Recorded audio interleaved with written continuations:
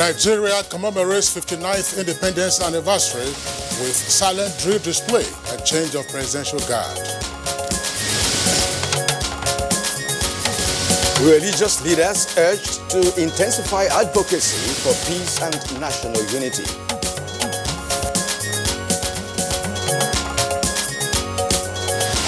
Nigeria partners Norway for electricity generation. And on Good Morning Nigeria this Wednesday, we shall continue with our discussion series on Nigeria at 59. Nigerians speak on the role of the elite.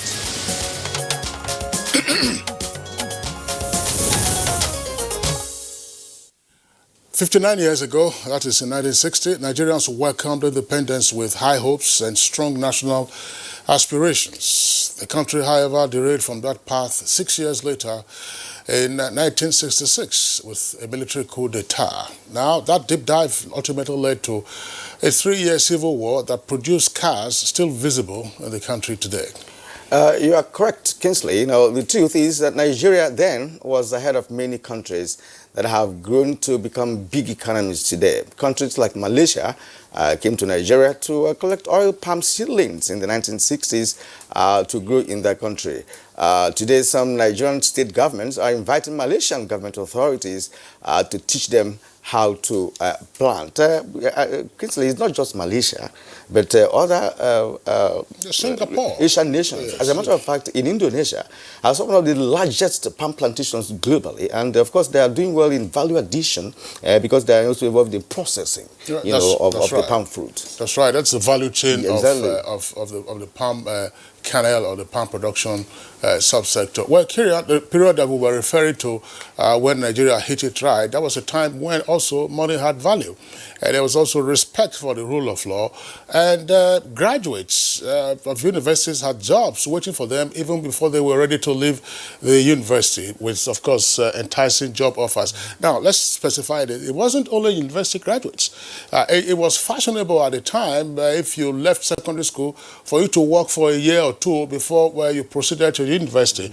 And, of course, you started off as a level 4 officer, grade level 4. And the salary then, of course, when it became Naira, it was 100 Naira. And then you paid 1 Naira 50 kobo as your pay as you earn tax. So your take-home pay was 98 Naira 50 kobo. That was grade level 4. And then, of course, grade level 5 graduated. And then graduates had, their salaries on the grade level 8 as a starting point. Now, of course, as we said, the graduates at the time, of course, were top of the ladder. As soon as they were leaving the university, they had jobs, they had access to car loans, they also had access to mortgages and so on. NCE graduates? Absolutely. GCE? GCE, that's right, yes. And of course, like this one that some people attended then, advanced studies, Yes, advanced studies, that's A-level, what we call HSC, Higher School Certificate. That was what went on in Nigeria of the past. But today, of course, as we do know, the story has turned for the worse, and it isn't complementary at all to what we are seeing 59 years after our independence. This decay, as we have seen, is not just peculiar to what has happened to products of the educational subsector, but also to other sectors of the social-political economy of the country. And of course, in the course of today's program, we're going to delve deeply, into some of those sectors, and of course, try to eke out meaning from what happened, in the past that culminated into the present-day Nigerian situation. A child at 59 would have finished secondary school, completed a PhD if he wanted to, become a professor if he wanted to, and had a family with responsibilities if he wanted to. Of course, in fact, considering that the retirement age in Nigeria is 60, the person would be counting the days as a retirement, having reached a pinnacle of adulthood and life. Well, that's right, Kyria. The fact is that Nigerians generally will blame situations in the country, whether negative or positive, on the leadership. But it is important to also emphasize that a leader, no matter how powerful, intelligent, or determined, cannot govern alone and achieve positive results. Now, every leader needs able hands to help drive and implement development policies and agenda. That's been a major challenge for us in Nigeria. And exactly, and that is where the elite in the society and the country is expected to play a major role. Experts say the elite determines the fate of a society. The elites are wealthy, knowledgeable, highly connected, and are either in power or have easy access to power. They have the means to make or mar any nation or any situation in the country, broker peace or cause war with words and actions, and they're almost always in the corridor of power. Well, this explains, Kirian, why some faces that have been in leadership positions since the 1960s and 70s are still around in Nigeria today, calling the shots, as it were, either from behind the scenes or directly handling the levers of power. Now, who are the elite, Kirian? We have them in a number of categories. You have the political elite, you have the business elite. That will involve those, of course, who are in business and those who are also running the financial services sector. Then you also have the intelligentsia, which is very important. Intelligentsia, of course, will involve your intellectuals, your scholars, the media, which is also part of that category, and more essentially too, you have the bureaucratic elite class. That is those who run the public service. Exactly. As you very well know, the experience of a number of countries is such that the political class, the political elite might misbehave, but once you have a stable, steady, and conscientious bureaucratic class, things must be done when they are supposed to be done and how they are supposed to be done. One of the secrets of the success of Japan. But all of these categories that we've just identified have important roles to play in national development. And that indeed prompts a question. What is the difference between the modern elite of today and those who were born before 1960?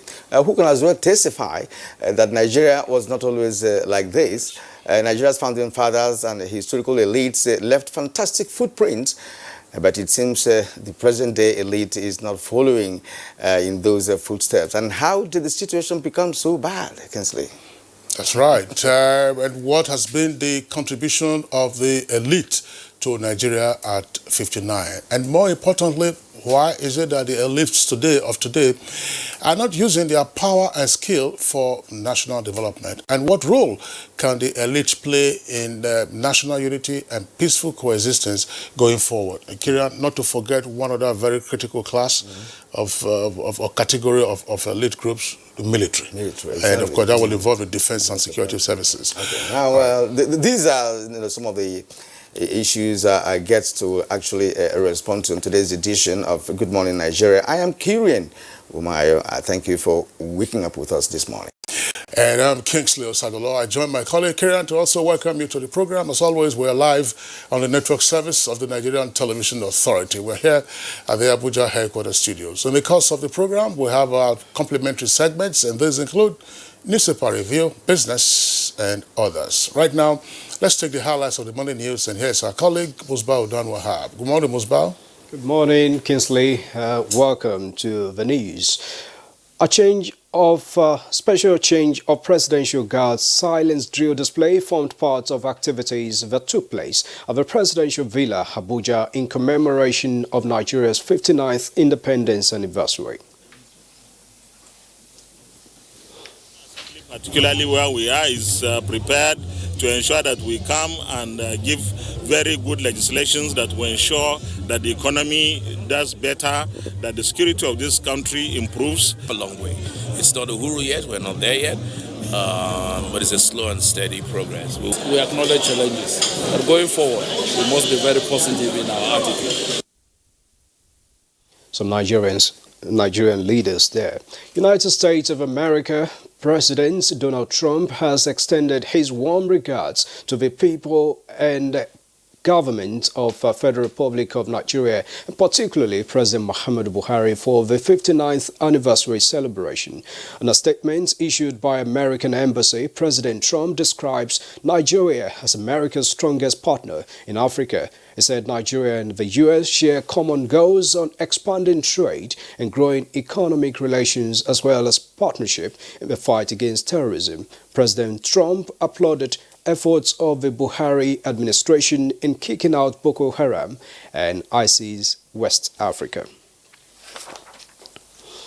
The president Muhammadu Buhari departs Abuja today, Wednesday, on a 3-day state visit to South Africa following an invitation by President Cyril Ramaphosa to discuss welfare of Nigerians and find common grounds for building harmonious relations with their host. A statement by the Senior Special Assistant to the President on Media and Publicity, Garba Shehu, says the visit comes against the background of recent xenophobic attacks, the evacuation of hundreds of Nigerians, and the exchange of visits by special envoys of Presidents Buhari and Ramaphosa. While in South Africa, the Nigerian leader will hold a town hall meeting with Nigerians living in the country with a view to sharing in their experiences and reassuring them of Nigerian government's commitment to working for the protection of their lives and property and promoting peaceful coexistence. President Buhari and his host will preside over the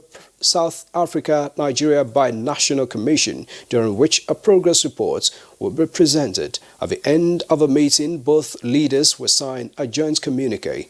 President Buhari is expected to return to Abuja on Friday. The President and governments of the Federal Republic of Nigeria wish to correct internet-based gossip and uninformed media commentary regarding presidential term limits, given credence by so-called support groups staging street demonstrations and asking President Buhari to do a third term. A statement from the Office of Senior Special Assistant to the President on Media and Publicity, Garba Shehu, states that there are no circumstances, no set of circumstances under which President Buhari may seek to amend the Constitution regarding the two-term limits on holding office as head of state. The statement further states that President Buhari intends to serve his full second elected term in office ending in 2023, and then there shall be a general election in which he will not be a candidate. As a Democrat, President Buhari respects the Constitution and will not be a part of any activity aimed at altering the two-term presidential limits set by the Constitution. A country that cannot feed itself cannot have self-pride is a popular saying by agriculturists insisting that political and economic sovereignty of a nation relies on its ability to feed itself. How has Nigeria been enjoying this independence in the last 9 years? These were the things that helped the then 3 regions to build strong economies that sustained their regions while they paid tribute to the national government. And we can see what the great revolution of the government is doing, creating facilities, creating an enabling environment, creating having to build about 14 revive 14 moribund fertilizer companies across the country. Anchor brands has got more than 300 billions. The Minister of State, Petroleum Resources, Timipre Silva, has inaugurated the NNPC Belemo Oil Shell Joint Venture Portable Water Community Project in Kula Kingdom of Akoko Toro LGA of Rivers State, one of the host communities of OML 25. We will thank God for this day like this, that we, the Kula Kingdom, will experience such thing. We thank the President of this country, President Muhammad Buhari, for the support he gave to the community. We are not alone, that the federal government is with you, and we know that we will support you every step of the way. What we have done is to engage the community and its leadership to push there will be more community engagement. Nigeria is seeking the support of Norway to harness full potential of dams across the country for electricity generation. Minister of State for Power, Godi Jedi Agba, reassured Nigerians that the federal government is determined under the next level agenda to provide affordable and uninterrupted power supply for its citizens. What knowledge they've gotten, since we are growing our power system just now, it will help us to to progress further? We have, as the Minister rightly said, a long history of generating power, electricity. In fact, we do 99% from hydropower, and we believe we have some comparative advantage. And Minister of Special Duties and Intergovernmental Affairs George Akume has charged Nigerian religious leaders in the country to promote unity in the country by preaching peace at all times and refrain from comments that could incite their followers. This was when the minister received a delegation of the Christian Association of Nigeria led by its president, Reverend Shukwo Ayokunle, on courtesy visit in Abuja. Very well understand the structure of this country. We are very complex country with a huge diversity. This diversity, if exploited appropriately, can be of immense benefit to all of us in this country. The enabling environment to get people to work, young people especially, so that we don't get frustrated, to be the preoccupation of everyone in government now. And that's the news highlight this morning. Join us for more subsequently in the course of the day. But after this break, the discussion will be where is Nigeria coming from and where is it going to? After the break, join Kinsley and Kirian for that. This used to be me.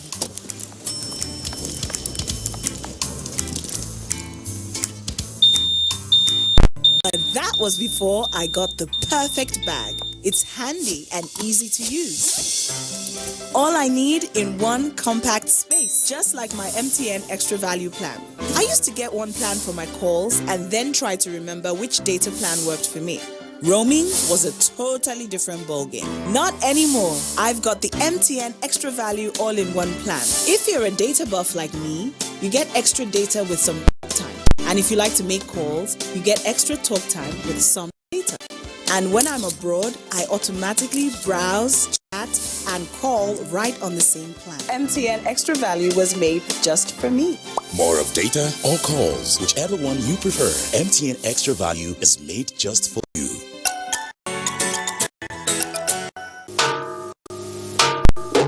It reached 50 years now. When that program they call Village Headmaster begin.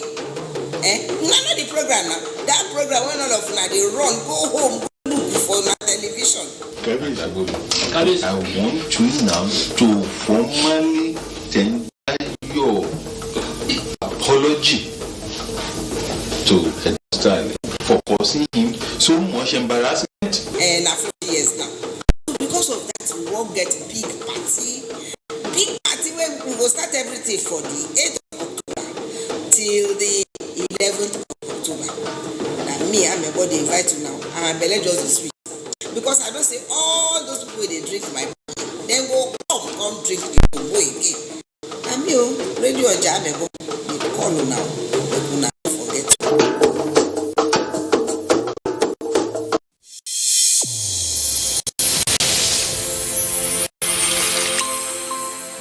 Edition TV Guide is out, exclusively taking a look at the traditional television and new media. Are they comparable or complementary? Media industry players give perspective on the trends, progress, challenges, and the way forward.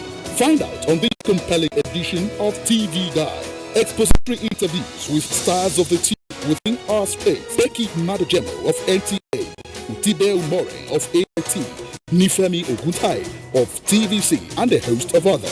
TV Guide, your responsible companion. Also feature Yamana.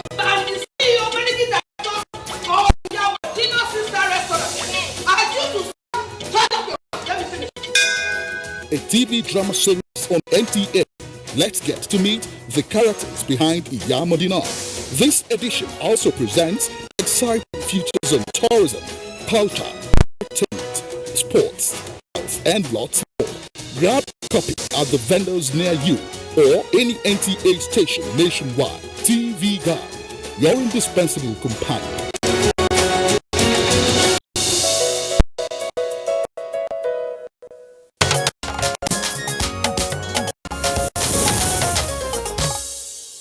Now time for business. As Nigeria celebrates her 59th independence, stakeholders call on government to intensify efforts to reduce smuggling of substandard goods into the country. Let's now join Chimaobi Water and Energy for this and more on business news. Nigeria is said to be losing billions of dollars to smuggling activities owing to the challenges of the country's porous borders.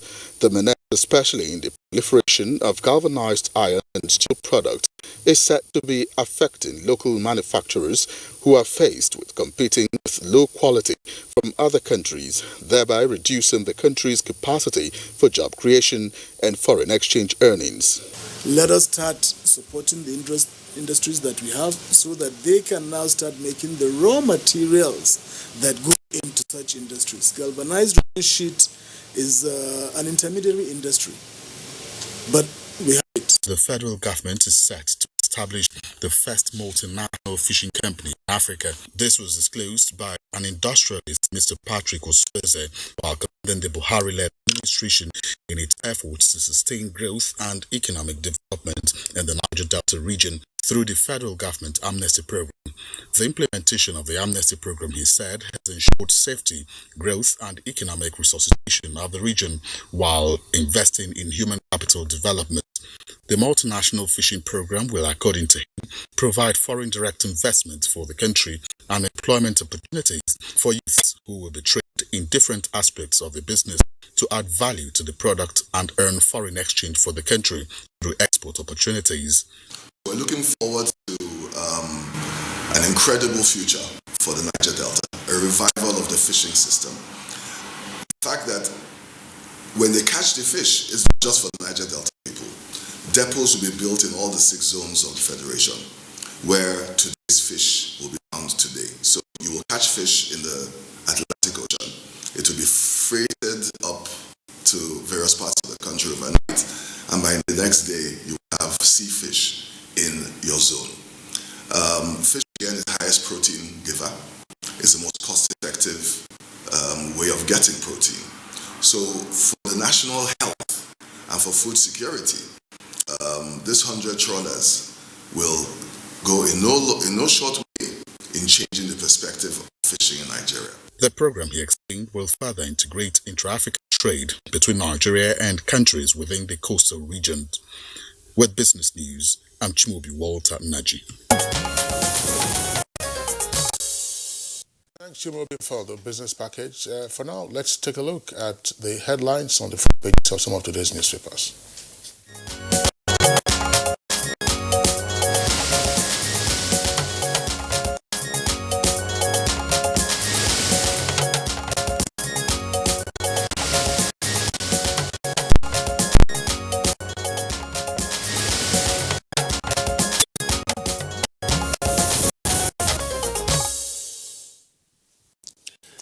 All right, now we have our newspaper reviewer, Bayo Atoyebi, with us in the studio this Wednesday. Good morning and welcome. Good morning, Kilian. Good morning, Kinsley.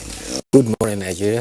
All right, Bayo, good to you. Thank you. Okay. Let's start with the Nigerian pilot. The Nigerian pilot, below the nameplate, we have Sokoto Tribunal decides Tambuwal Aliu's fate in Abuja today, as on page 8. And of course, Nigeria at 59, nothing to celebrate, Shigumi says, is on page 5. And of course, the lead story there is xenophobia. Buhari departs for South Africa. And now at the bottom of the pilots, we also have other stories. 2.1 billion pension scam. MENA finally in DSS, EFCC net, is on page 8. And now Buhari Council dodging court service, HDP alleges. That story is also on page 5. Also on page 5 is Benin City shut down over electricity democracy rally. Now, 2 killed, patrol van torched as police cyclists clash in Akwa Ibom State is on page 7. And now 6 house-to-house kidnapped victims regain freedom. Is on page 6, and also on page 6 we have Nigeria running in vicious cycle. Akwa Ibom Deputy Governor says. Now South African authorities grant APs right of daily flights to South Africa. That's on page 5. Okay, let's take a look also at the Nigerian Tribune. The lead story of the Nigerian Tribune, it's on the Independence Day celebration. That's the kicker. Independence Day. Buhari's speech stirs fresh debate over key issues.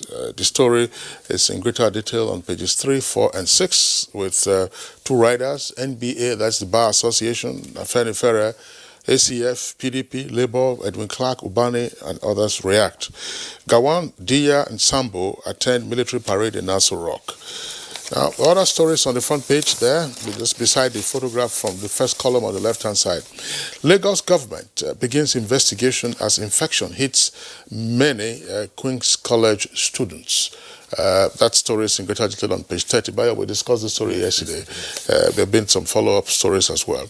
Buhari not seeking third term. That's according to the presidency, page 6. Flood wreaks havoc again in Ekiti and one dies. Details can be found on page 31. Bayo, let's take a look at these stories first, and then we'll come to one or two other papers. Yes, the activities marking the 59th independent anniversary were low-keyed yesterday. In fact, the ceremony of a change of guard from Guard 177 Guard to 7th Battalion was held at the forecourt of the presidential villa. All the heads of the three arms of government, executive, legislative, judiciary were there. So also were members of the diplomatic corps, and former to second in command of former heads of state were also there. There was a drill for the change of guard, and after which there was a combination of a silent drill with the mass band of the Brigade of Guards that choreographed the 59th anniversary. Across the nation, governors have been expressing their views about the day. Governor Fayemi of Ekiti said all Nigerians to remain steadfast in the collective efforts to make Nigeria a better place for all. In Calabar, Governor Ayade was represented by his deputy, Ivara Isu, and he said 59 years of a nation has not been a bed of roses. However, nevertheless, there has been a sparkling time that we radiated much national pride for our claim and accomplishment. Governor Nyesom Wike of Rivers State lamented that for 20 years, democracy in our electoral process has been fraudulent. Nevertheless, he says, we have reason to celebrate because we have been free and will remain free, as you know, I usually say, a sovereign and free nation forever. Governor Willie Obiano of Anambra State says Nigeria's greatest achievement at 59 is the victory of the preservation of this country, the coming into existence of Nigeria as one entity. Governor Atiku Bagudu of Kebbi State also lauded and called for support for the president, and he also promised that towns will have their roads made because that is where most people in the low-income group live. He gave an indication that the famous Arugungu Fishing Festival, which had been put on hold since 2009, will be revived next year in 2020.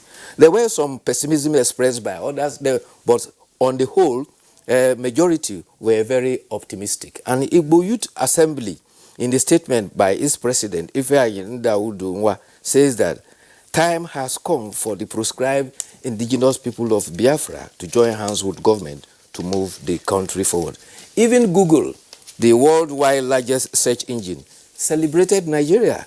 It featured a doodle of Nigeria's flag with a silhouette of the Aso Villa in the background. So celebrations across and nations of the world are congratulating Nigeria. Yes, indeed. Let's turn to other newspapers now. The Blueprint newspaper, Blueprint, that's on the right-hand side of the Blueprint newspaper this morning. Jenko's petition neck, presidency over new admin charge. Details is on page 34. And directly below that, we have troops arrest another Boko Haram supplier in Borno. So page 17. Now, below the nameplate, you have a 2020 to 2022 medium-term expenditure framework and fiscal strategy paper suffers setback at the Senate. You can get the reason why on page 6 of Blueprint newspaper. Now, Kirby to enroll 1 million out-of-school kids. That's a good development. It's on page 15 of Blueprint. Now, the lead story on the Blueprint, Buhari, 3 governors, 7 ministers, others off to South Africa. Yes, and at the bottom of the Blueprint, we have Nigeria at 59. We have no excuses for non-performance. Akeredolu is on page 15. Nigeria losing her best brains to migration. Abuja says that's on page 14. Kogi Ondo pardon 50 inmates, commute 18 death sentences. Is on page 16. Burkina Faso say government rescues 31 Kassina indigents. That's in far away Burkina Faso. That's on page 5 of the Blueprint. I was just wondering, I mean, Bayo was saying a while ago that the Independence Day celebrations were low-key. I think this has been our national experience for many years now. It's been our national experience for many years. And perhaps, the question ought to arise. Look, every Christmas, every New Year, every Salah, you tell your children that it will be low-key. It will be low-key. What impression do they get away with? It's even important for us to even trace when this low-key started. Because as I rightly pointed out, in the past 20 years of democratic practice, we've had that from leaders. We're going to have a low-key celebration of Independence Day. But elsewhere, in other climes, even nations, big-time nations, they roll out, what they have. Part of the armament. To show the world, look, this is where we're coming from. This is what we have to show. I agree with you. National Day celebration is something for everybody to look forward to, particularly school children. They look forward to it, and it's a day they relish to carry their national flag and be a part of the ceremony. However, because of security threats and that has pervaded the nation for a long time, caution, because where you have mass gathering of people, it becomes a soft target for the atmosphere of threat that we are having. And that is why for a long time, the celebration has been low-key. And also... But we had the political parties in February having big-time rallies where people gather. I mean, hundreds of thousands of people gather different parts of the country. And nothing happened in that regard. In fact, in tracing the history of the so-called low-key celebration, it was with the military regimes. Yes. Military regimes started low-key, and we started seeing that in the 1980s, everything would be low-key. And it was self-preservation, because they thought that, or they feared that, some mutinous troops might take advantage of such celebrations, to strike and then get them out of office. So every time you'll be hearing low-key, and we've carried that into the Fourth Republic. Last week, low-key. China closed down their embassies across the globe. To celebrate the anniversary. Fine. For days. Kingsley has just confirmed it was for anxiety of security. Yeah. So the country continues to labor under the dark clouds of insecurity for how many decades? It emphasized the fact that security is a big challenge, and we must strive to continue to overcome it. You recall yesterday we were talking about the chief of army staff calling for prayers to overcome Boko Haram. It's out of nothing. And what he meant specifically was that we are not fighting a conventional war. You are fighting an ideological war. And in such instances, you are fighting what is in the mind of persons. And it is difficult to win such war. Yeah. The challenges are there. It's an asymmetric war, really, Yes. You just have to also develop another concept, to address it. There should be another concept to address it, like intelligence gathering. And you take high risks. What is called psychological operations, winning hearts and minds. Yes. That's part of the strategy for that. Part of war, yeah. So it's not. I mean, if you talk about spiritual warfare, the question that will arise is: you have your chaplaincy. I mean, in the military, you also have imams who are in the military, to help motivate your force, and then you have also de-radicalization programs for persons, who have been arrested or who have been won over, or who have surrendered. Or who have surrendered. That's. But if for messages, there are strategies for doing this, and it has been engaged upon. But it's just a question of low key. Yeah. A child who was born 20 years ago will assume that Nigeria's Independence Day is just everything is low key. Probably you go to on your own. When we were children, when we used to go to the stadium to engage in march past. I mean, march past, and I'm sure, Bayo, you did that yourself. Yes. Before, those who were older than us, they did the so-called Independence, no, not Independence Day, Empire Day. It was called Empire Day Parades. You know, they did that. And there'll be competitions, you know. So competitions, you win prizes, because you have to practice and so on and so forth. There was something of high key, though, yesterday. The Nigerian Air Force had its first female senior non-commissioned officer to reach the rank of Air Warrant Officer. The Chief of Air Staff, Air Marshal Siddiq Abubakar, decorated Grace Garba, and she's indeed the first female to reach that rank in all the armed forces in Nigeria. So congratulations to her. That's great. That's great. That's career-wise, but not part of the hierarchy.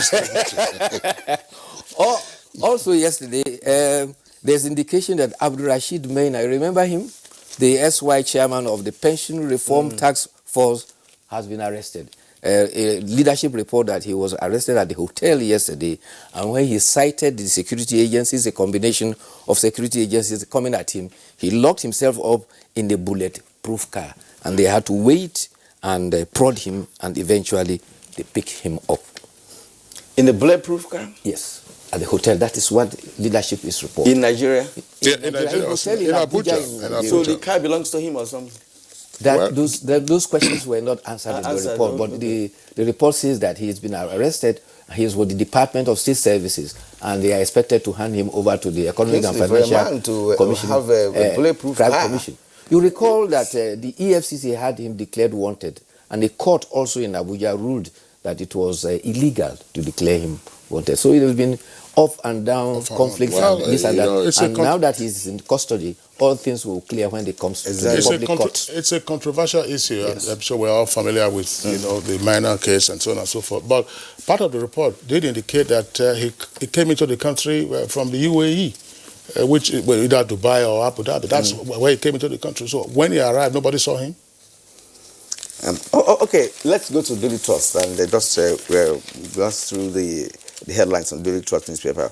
Just below the nameplate, I won't seek third term. That's Buhari says on page 4. Customs shut down car dealers' offices in Kaduna, Sokoto, and others. To know the reasons, you turn to page 4 of Daily Trust newspaper. And then the lead story: anxiety in Kano, Sokoto, as tribunals decide on Ganduje Tambuwal today. Supporters go spiritual, relocated to Abuja. Yes, the judgment has been written and it will be delivered. So whether you are fasting or whether you are fasting, the pen is already dry. So when it gets tough, politicians will go remember God. It's happening in two locations. In Kano is the same thing. In Kano and Sokoto, but that of Sokoto will be delivered in Abuja because the tribunal, for security reasons, had to move to Abuja. Okay, at the bottom of Daily Trust, we have a 2 billion naira pension scam. EFCC yet to receive MENA from DSS. Now, it's on page 5. APC governorship candidate, not a terrorist, Dixon Tools on page 14. Maintenance at Indian refineries threatens Nigeria's oil exports. It's on page 16. Not the kind of turnaround maintenance that we see. All right, let's take our editorial this morning. And it's coming from the Punch newspaper at page 20. Ordeal of inmates of Kaduna Torture House. Well, it will recall that early in the week, late last week, there was a report about a torture house where 300 inmates were rescued at Rigasa. Rigasa is a suburb of Kaduna in the Gabi local government area. In fact, that is the terminus of the AKTS. You know what is AKTS? Abuja Kaduna Train Services. And there's some policy to know about the train services. They are clocking an average of 100 million naira every month. Exactly. Yes. And the managing director of the Nigeria Railway Corporation, Mr. Ohiria, has indicated that by November, they are bringing in more coaches. Exactly. And there will be hourly trip between more coaches, and an hourly trip between Kaduna and Abuja. Unfortunately, there's been no report about his wife. The managing director of Nigeria, his wife was kidnapped in Benin last week.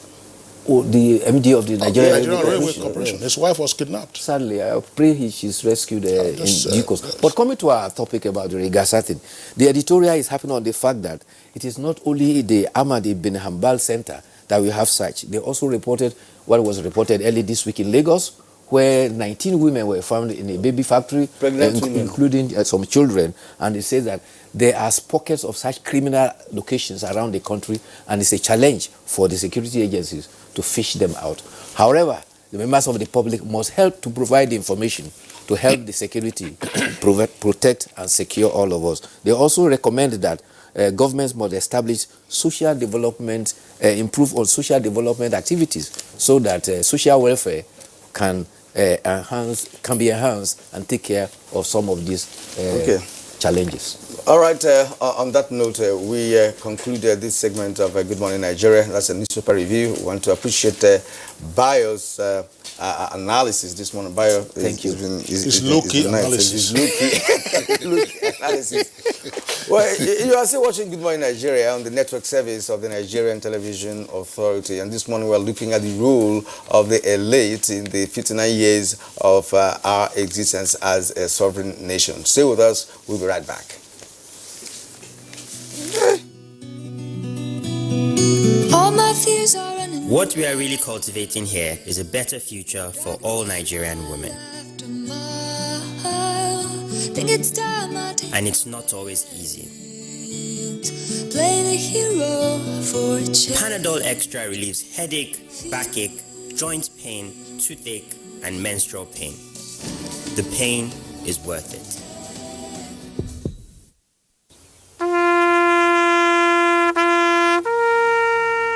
They are there at the crack of dawn. They are there busy preparing while we rise for our day. They are there silently, guarding, waiting, listening, and watching. They are there ready in the sky above and the waters below, in the blistering heat of the day, in the dead of night, willing, indefatigable, determined in the defense of the sovereignty of our country. They are our first line of defense and our last. They who have paid the ultimate price in defending us. They are fathers and uncles. They are mothers and sisters and girlfriends and boyfriends. They are brothers and cousins and best friends and neighbors. They are classmates, colleagues, and citizens of this nation. They are our defenders and deserve our respect, our prayers, our thoughts. Nigeria, please support our armed forces.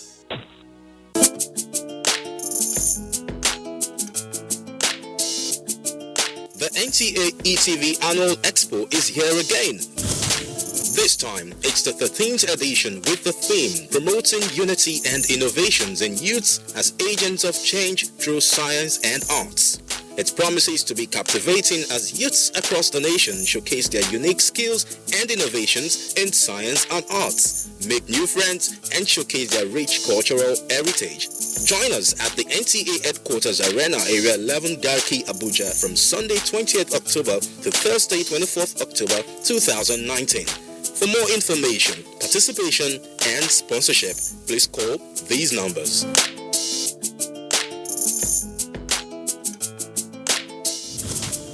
NTA ETV, promoting learning.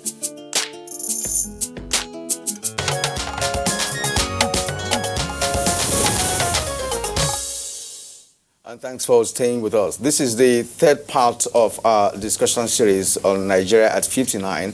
And today we shall be focusing on the role of the elite. Our correspondent, Aisha Obali, was out on the streets to seek the opinions of Nigerians on the role of the elite in Nigeria at 59. Well, our elite contribute in moving the nation forward on one hand, and at the other hand, they also contribute in moving the nation backward. Yeah, for moving the nation forward, they have tried their best in making sure that the stability of the nation, from the independence to now, for the nation to remain stable, is a very good and strong decision taken by the elite.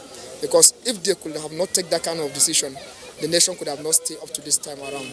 But in the other, where they have not done well, is in the area of not contributing positively for the growth and development of the nation. Particularly when you compare the growth of Nigeria today and also that of our mates. You understand, those that got independent 59 years back together with us, and now you can surely see that they are far ahead of us. A lot have gone the way it's not supposed to go. We always thought we are the leaders of tomorrow, but the tomorrow never come for us to achieve. And I believe the elite has contributed very, very little to the development of Nigeria. If they have done like we are supposed to, Nigeria should be a better place than the way we are today. But to those who really believe in the country, they've done well. Yeah, but to some who probably may not believe, maybe will have their own views too. But collectively, I believe the elites are doing well. Honestly, I must say the truth. I'm not sure they have done any good in moving this country forward at all. Because when you look at it, most of them have visited outside the country and they see what is happening there. And compared to what we are having at 59, they have not contributed anything tangible that we will say they have done well. So they still need to do more and copy what they are seeing outside the world and do the same for us in Nigeria. Nigeria would have been a better place if they are imitating and doing what they have seen outside the country for us here in Nigeria. Someone, maybe the person does not actually implement your good counsel, you understand? And if you're not in the seat of power, you know, there's much, maybe minimal that you could be able to offer in terms of basic advice that will be considered. At one point or the other, we have had conferences here where people were selected from different geopolitical zones, and so much was the outcome, but we are yet to see the implementation of such meaningful efforts, you know. At least most, in any political dispensation, at least whether they like it or not, they must play their role for the betterment of the country.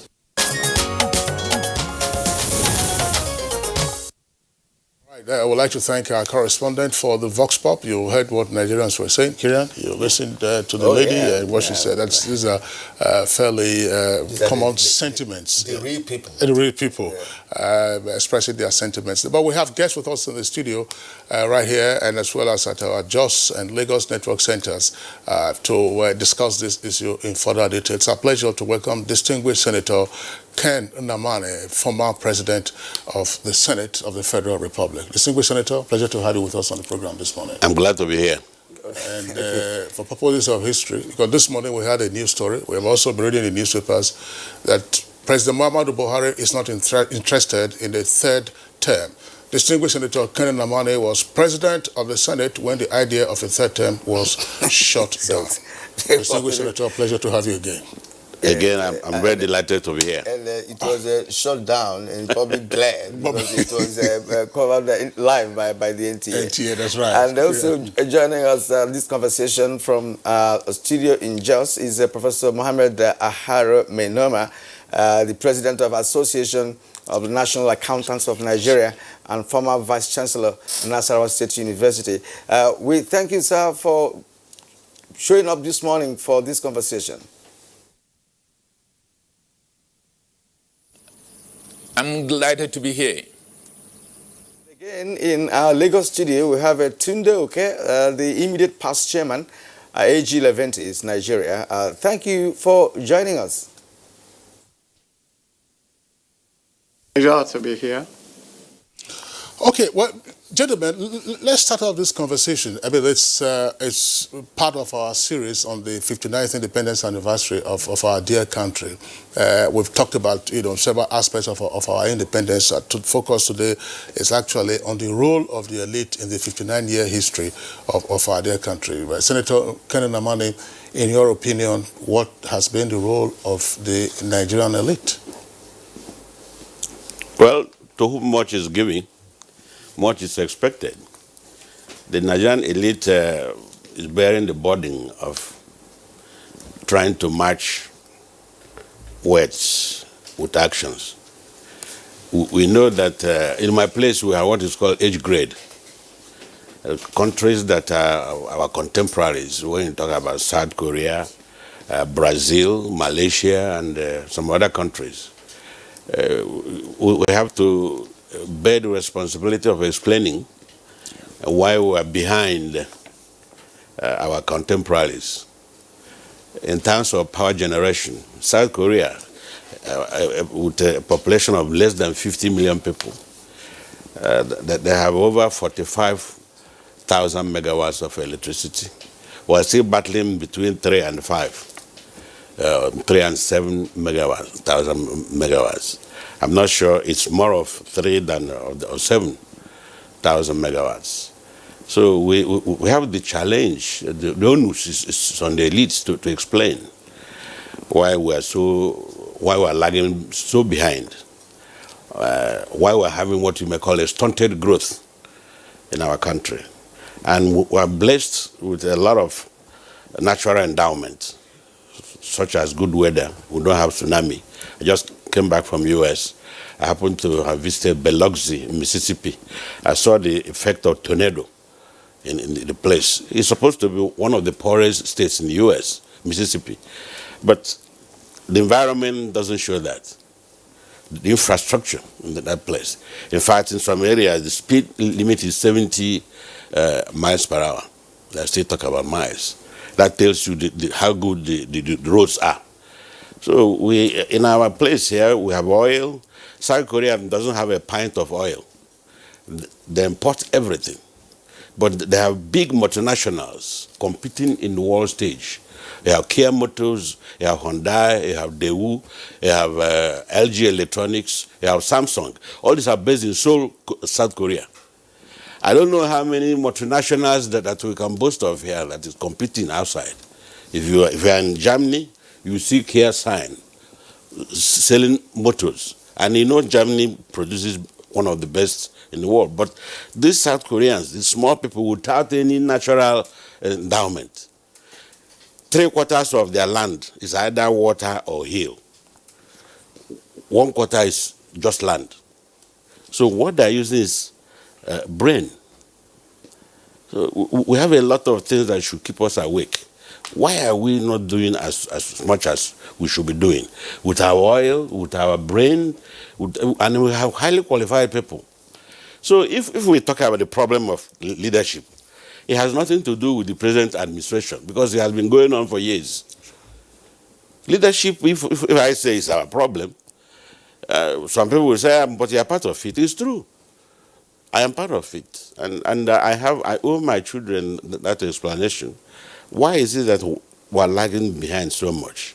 It should keep us awake. Any person pretending that we have done very well, I'm not too sure we have done extremely well. That's why I started by saying to whom much is given, much is expected. With our natural resources, with our manpower, everything, we don't have the destructive tendencies, except human tornadoes that we have in Nigeria. Other than that, I think we should be preparing to give account to the generation coming after us while we are so behind. All right, Senator Kenemani, thank you indeed for your opening comments. And of course, when you're talking about resources, these days we say that resources are not making a nation great, but of course, human capital and of course, knowledge that can, make a nation grow big. And let's go to Tunde, in Lagos. Let's go to you in Lagos to get your own view of the role of the elite in building this nation. Of course, you started 59 years ago, and from what Senator Kenemani told us here, who was once president of the Senate, it means that he understands what the problems are. In your own opinion, what went wrong? Well, thank you very much. I think that I will start by saying that we have been overcritical of ourselves. It is good to criticize, but sometimes when I look at the people who are criticizing at every point in time, they were always part of the past, of events they are criticizing. I agree that we're not where we ought to be, but I think Nigeria, looking at it from other perspectives, have achieved something in the last 59 years. When you look at 1960, a time of independence, how many universities can we count on our fingers? How was our roads at the time? But when you look at them now, as I said, I agree that maybe we have a pass mark. Maybe we still need to do much better. Maybe we need a program for human development. Yes, but for people to say that we haven't achieved something concrete to hand over to the generation coming after us, I disagree with that. I think Nigeria has come of age, and I believe that many of the problems that we have today are likely to be things of the past in the next 10, 20 years. Remaining to, sorry, Chrisley, because what he said, remaining with you, Joseph, please, when you said Nigeria has achieved, perhaps it means that we have recorded a quantum leap in development. If that is what you mean, Senator Nnamani raised the issue of practical development, infrastructure, services, water. We're still talking about the enigmatic power sector. We have issues with feeding ourselves, for instance. There are fundamentals when it comes to achievement, not necessarily because we are cohabiting, we are living together, we're maintaining peace as much as we can, but there are certain indices that should be considered when you talk about development. And I'd like you to come in, let's understand your view about development.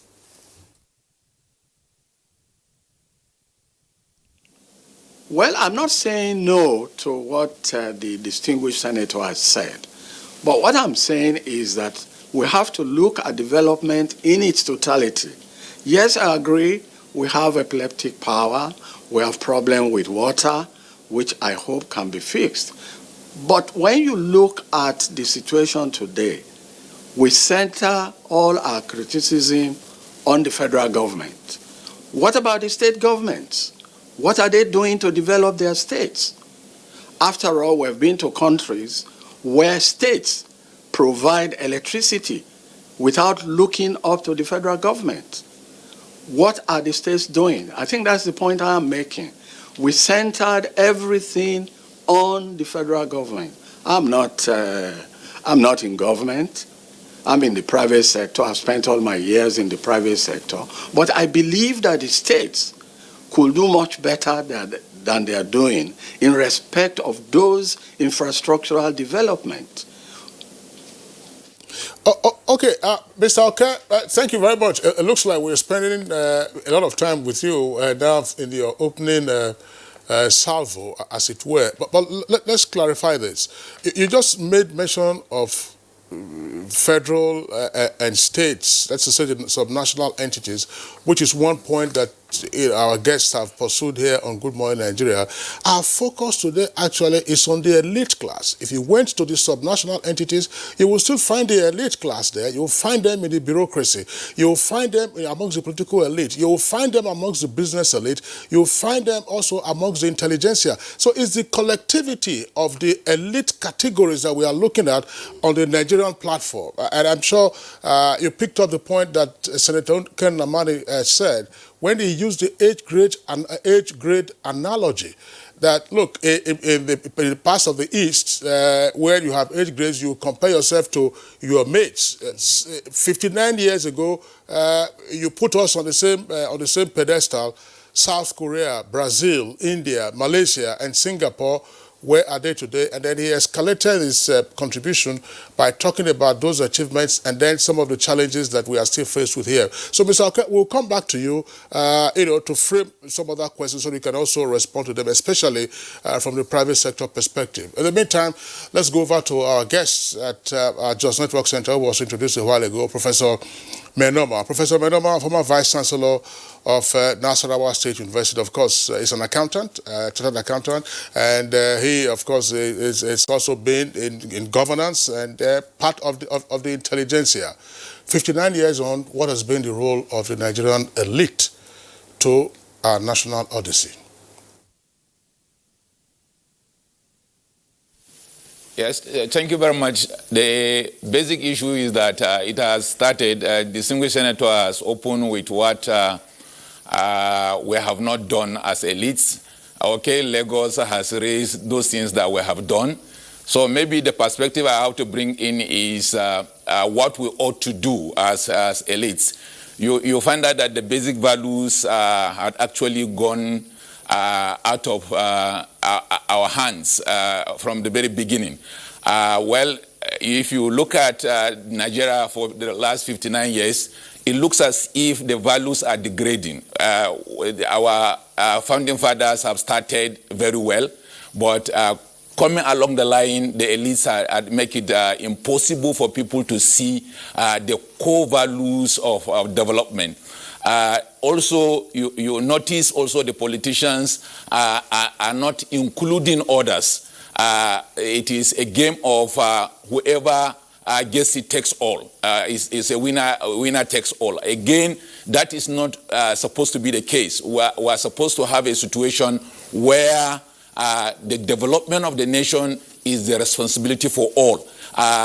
Imagine a situation where people marginally win election with 51%, and the totality of the remaining 49% are not taken along in governance.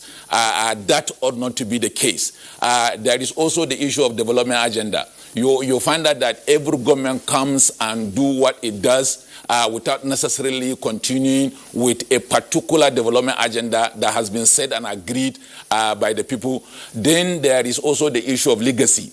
You'll find out that people now, the elites particularly, are not bothered about what they can leave for the nation, but they are thinking about their children and within that small enclave only.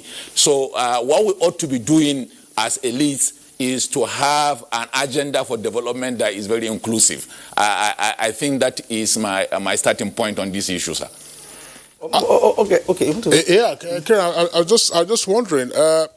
Let's return to Senator Karen Namani. Professor Menoma, we'll return to you. I mean, there are various theories about elite, so-called circulation of elite. You have the Pareto theory of the circulation of elite. But Senator Namani, the point has been made that elsewhere, particularly the examples that you cited, you have the elite class that is modernizing. And in the examples where you have major challenges, you have an elite class or an elite group that is not modernizing. What, in your opinion, has been the major focus? I'd like you, for instance, to take the political elite class, which Professor Menoma was talking about. Nigerian political scientists and scholars have talked about the fact, usually phrased as follows, that ethnicity and religion are the ultimate refuge of the Nigerian political class. That's the Nigerian political elite. That in seeking power, for the sake of power and for self-aggrandizement, they will appeal to ethnic and religious sentiments, and ultimately this will be the foundation of the crisis that we have had, try to fight fires rather than try to ensure that the wheel of progress keeps rolling. Senator. Thank you very much. I would like to clarify one or two issues arising from the comments made by my friend in Lagos, Joseph Oke. My father told me that the worst lie any person can tell is the one you tell yourself. If I tell myself I have a bombardier packed at Nnamdi Azikiwe Airport and I know that there's none there, it is the worst lie I can tell because I'm telling myself lie. You see, we elites in Nigeria, we like to describe our country as a great nation. I like that word, great. But most countries that are great, they don't use that very word themselves. You hardly can hear American citizens say great American country and all this. But that assumption of greatness, we have nothing else to bother about. He misunderstood me. There's a difference between economic growth and economic development. I'm not talking about GDP and all the rest of it. I'm talking about general development, human index. Now, I think we elites must be able to tell ourselves the truth. Nigeria is a great nation. We all say that. But that greatness is because of that God has been so merciful on us. We have things we didn't, the oil that we are producing, generating revenue, is not because of our being the best people on earth. It's not because of the number of churches and mosques that we have built. That's why we have oil. That's not the case. we're just blessed by that natural endowment. The greatness I'm referring to is what people are able to achieve on their own, standing alone. We should be considering what happens to Nigeria after oil. So many countries that are buying oil from us are going to vehicles that will be using power, ordinary electricity. What will happen to our oil? Are we going to be drinking it or doing something with it? We must be thinking in a way. The challenge I think we at least have is we must know our limits. That if we must develop, talking about development now, as a nation, we must grab, and that's why I'm interested in this present administration. The present administration is emphasizing the losses arising from high-level corruption. Pipe A brings water, pipe B drains it. Corruption drains it. If you remember drill arithmetic in those days. If the government, this present administration, succeeds in plugging the loopholes of this drainage, then we talk about conserving the resources that will enable us to leapfrog into modernity. As we stand today, there's no trade, you don't cover much distance if you're on a treadmill, although you're making a motion. But the distance you are covering, you're in one place making the motion. So it's not that I'm criticizing Nigeria, I'm part of it. I didn't exclude myself, I didn't exonerate myself or anybody. But I would like us to think clearly and not deceive ourselves and deceive our people that we're a great nation. We haven't.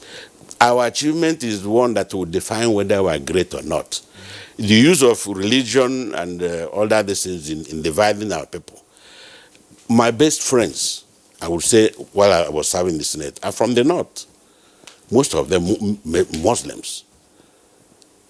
So I don't think that if we live by example, if we lead by example, as the present administration is trying to do, cutting down on corruptive tendencies, and many people will not be very excited about that. So the problem is mainly on we elites. By misleading ourselves that we're great, we have achieved this one.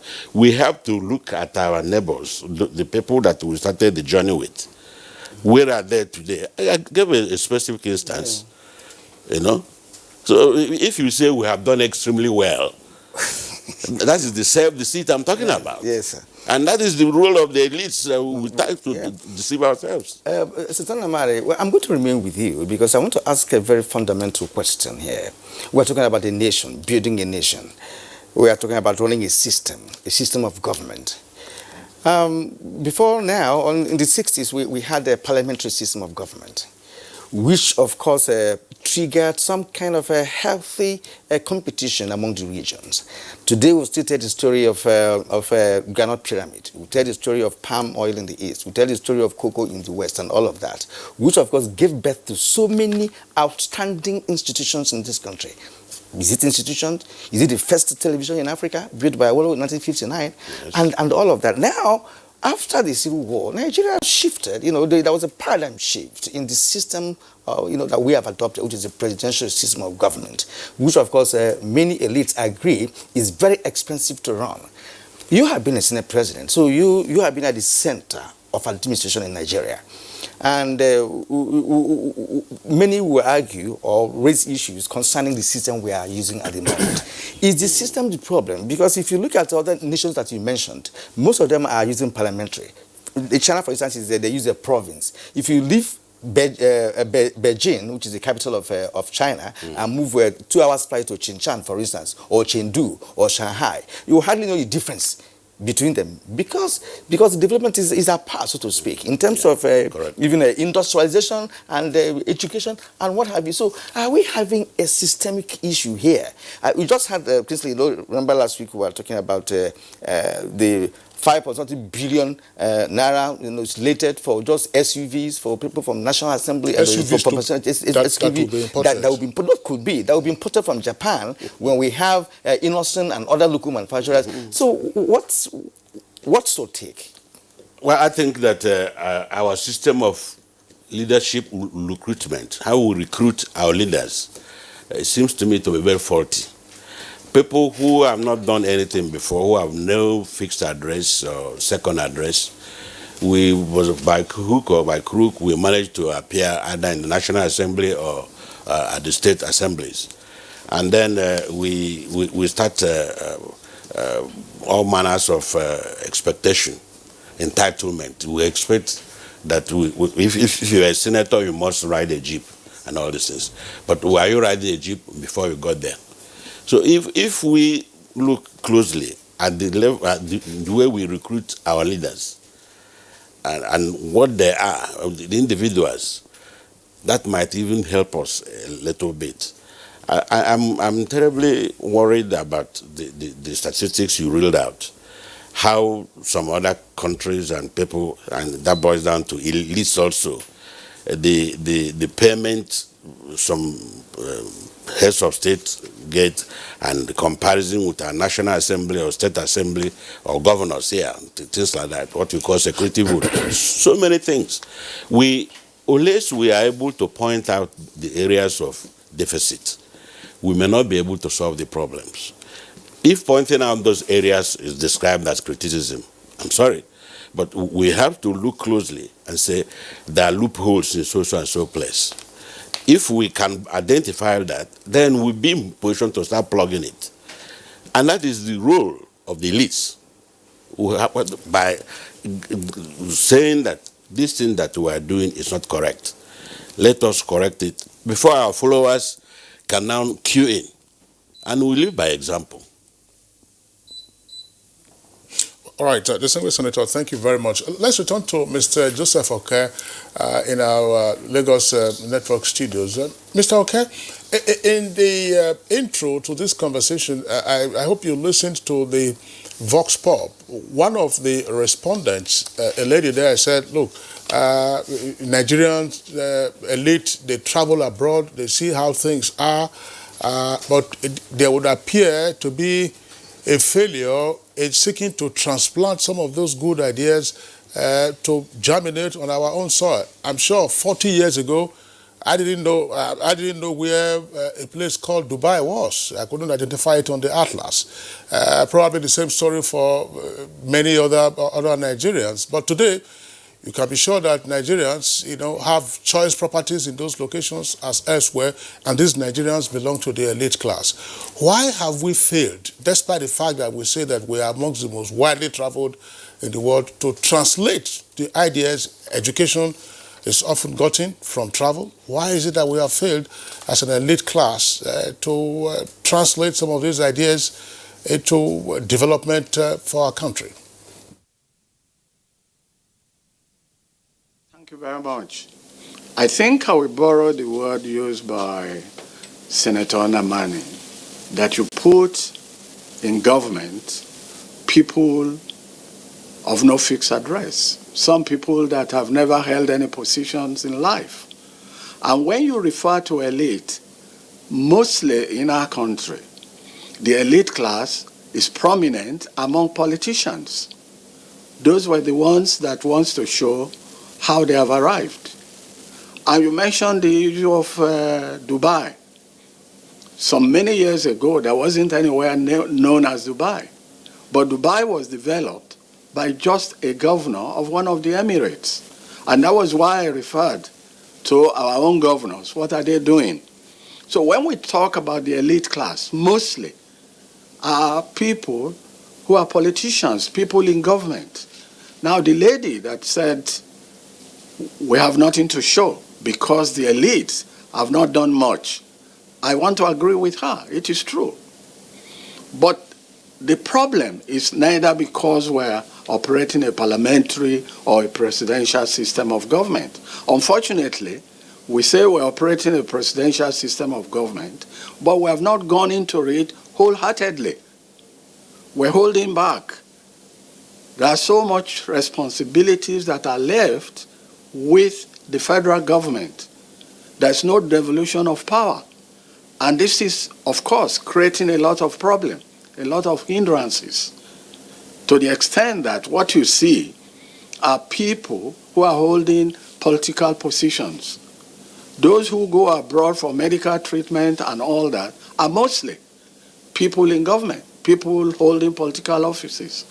And this is why we're having the problem. And this is why I did not want to respond to the issue of elite. Elitism is more predominant in Nigeria in people who are either politicians or who are serving in government. And they're all there. We can see them.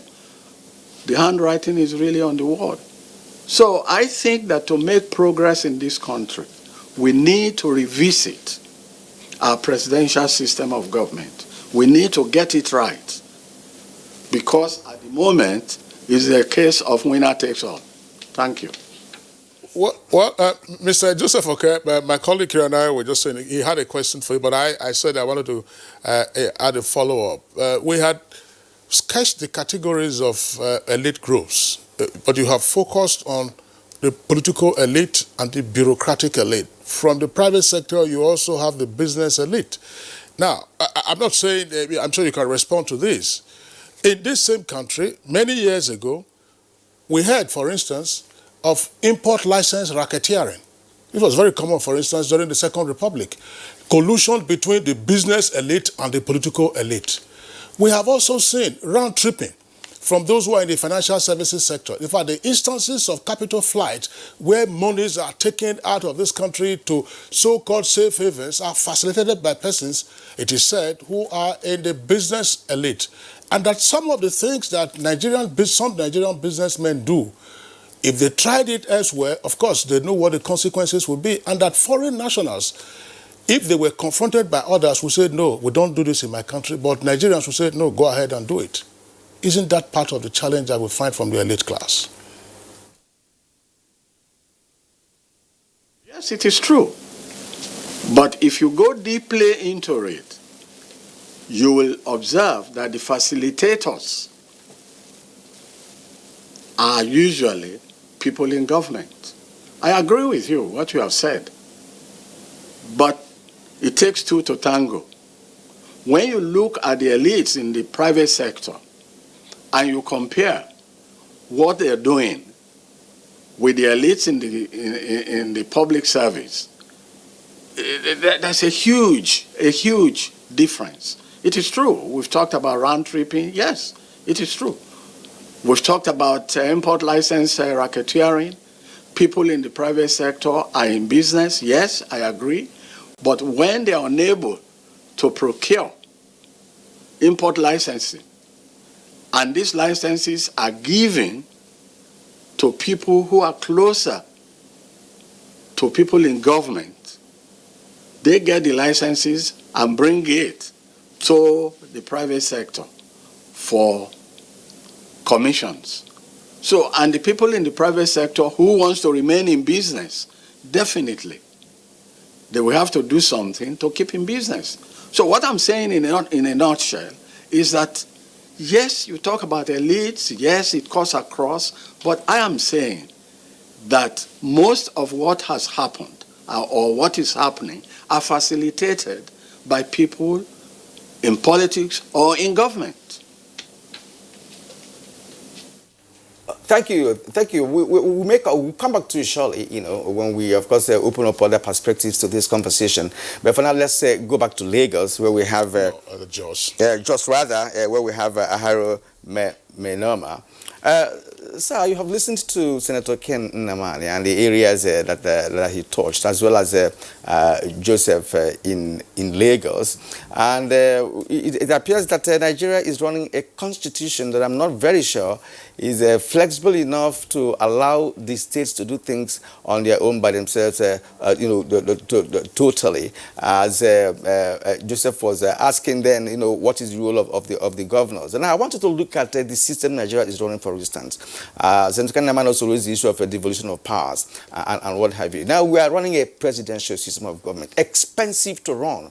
Practically, Nigerians have seen it, and we all know it, and we're still stuck to that. Right, so is it a systemic problem? We all know that all the discussions we have had this morning, we have raised a number of critical issues that concerns the behavioral pattern of the elites, either in the bureaucracy, either in politics or business. There is no businessman, I'm not sure there are businessmen in Nigeria who became rich without being either government contractors or not being facilitated, as Joseph said, by people in government. So why are we where we are? As Antonio also said, the issue of you are exerting some energy, yet you are in one place. Thank you very much. I think the issues can be summarized into issues of attitude and that of priorities.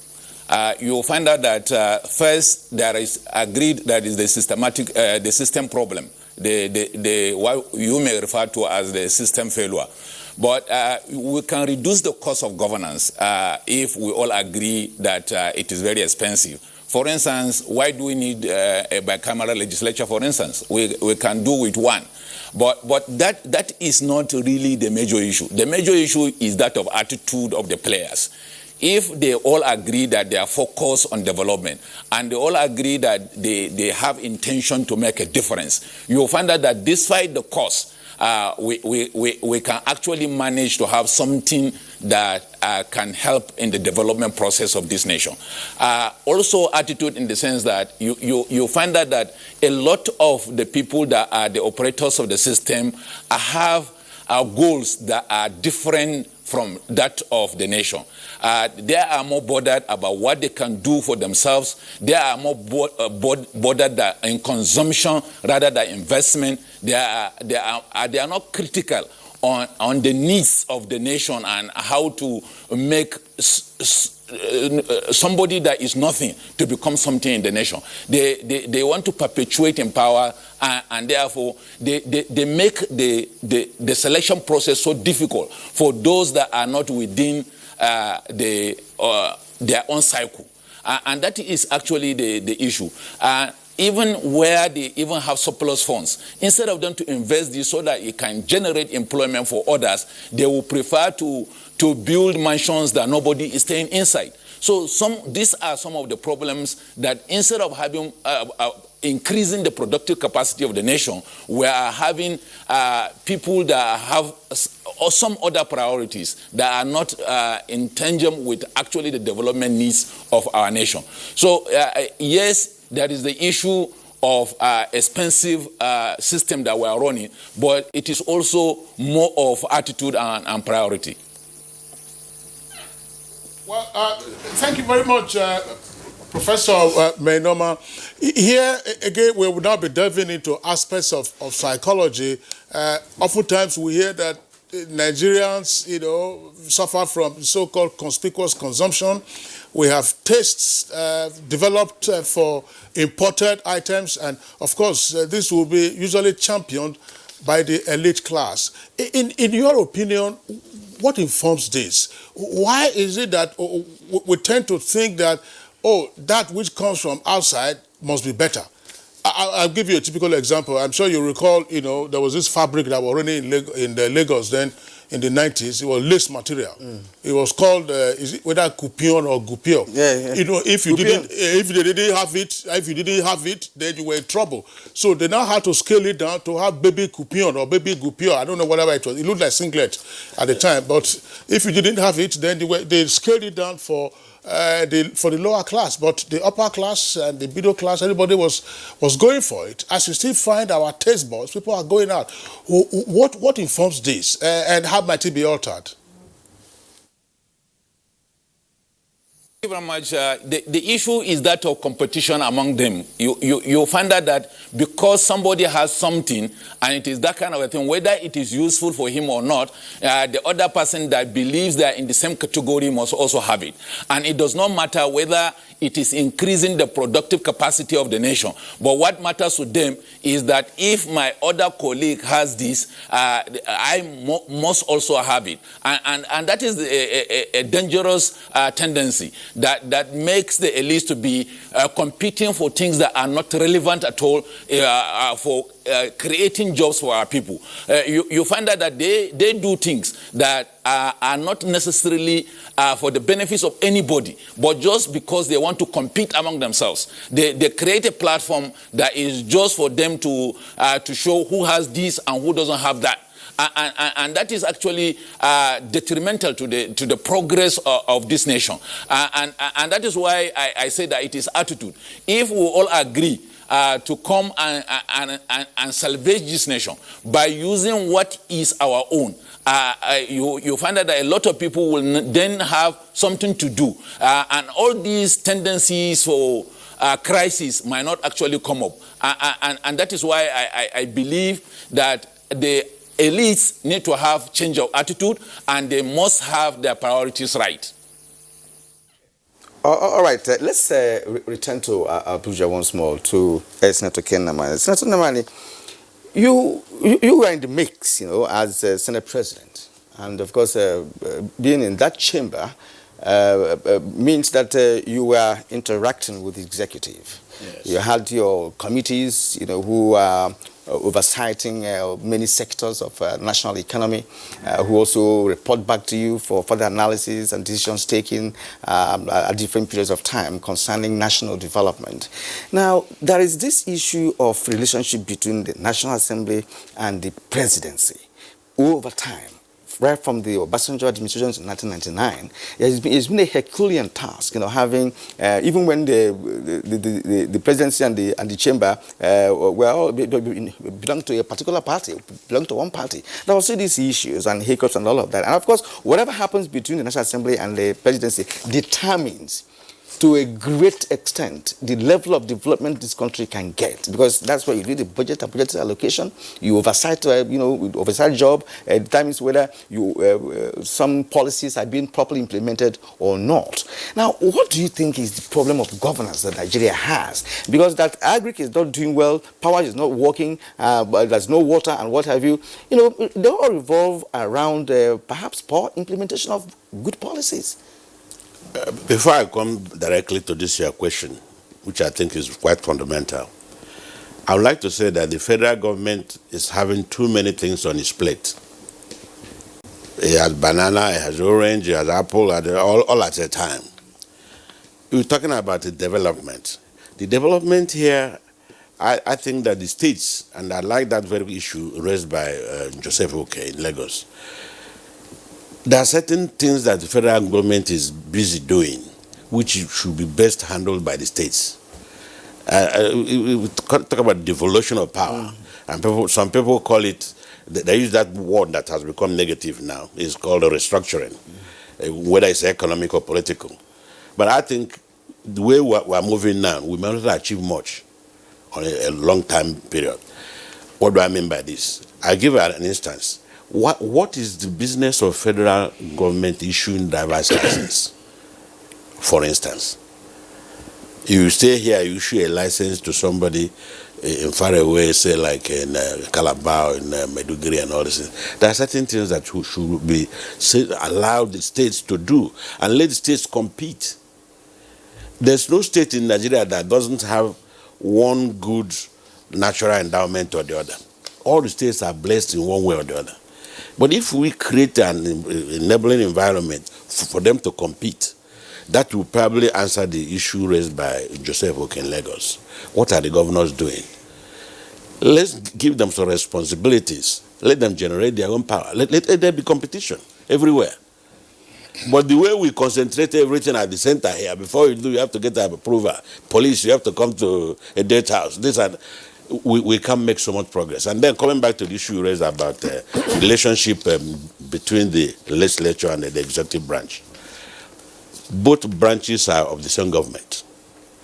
And if Mr. President does not succeed, the administration has failed, including the legislative arm. As long as we understand this, that both are complementary. In order of primacy, those who prepared our constitution gave Chapter 4 deals with legislative issues. Chapter 5, the executive. Chapter 6 talks about the judiciary. Now, it tells you in order of primacy, legislature is so critical. You're talking about section, not chapter. Section. Yes. Sections, please. Yes. So, those sections will now tell you the importance of each section, or the importance of each arm of government. I'm talking about the arm of government now. So, as long as those of people in the legislative arm recognizes that if the president does not do well, eventually, it will reflect on the entire administration. That administration includes even that of legislative arm, the judiciary. So the relationship has always been, because of the struggle, misunderstanding. There's a word called collaboration. The other one is called cooperation. We have to collaborate. Both arms of government has to collaborate. The collaboration aspect of it, I'll give an example, something like budgeting. That's an area where both the legislature and the executive branch do what is called co-management of the economy. They have to cooperate, collaborate. In order to do the executive will send the estimate, the National Assembly or the legislative arm has the responsibility of appropriation. In the United States, they say it's power of the purse. So every segment has its own role. And as long as you realize it, that you are playing as a team, and if one player, if the goalkeeper is not doing very well, it will affect the team.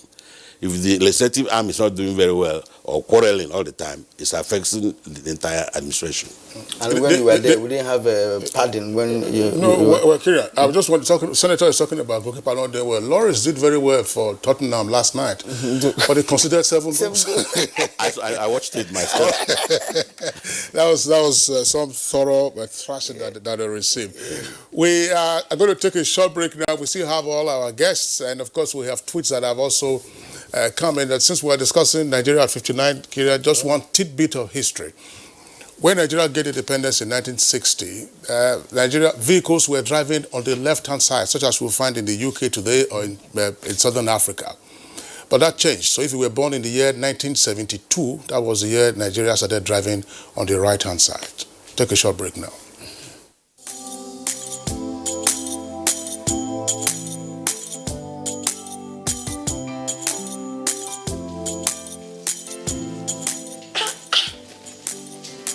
Don't you people sell imported materials here?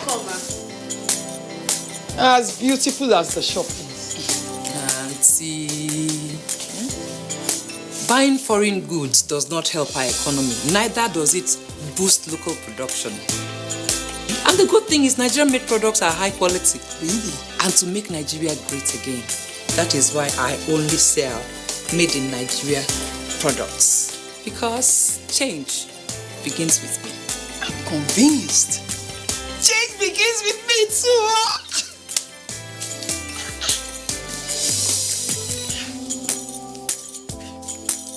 Change begins with me.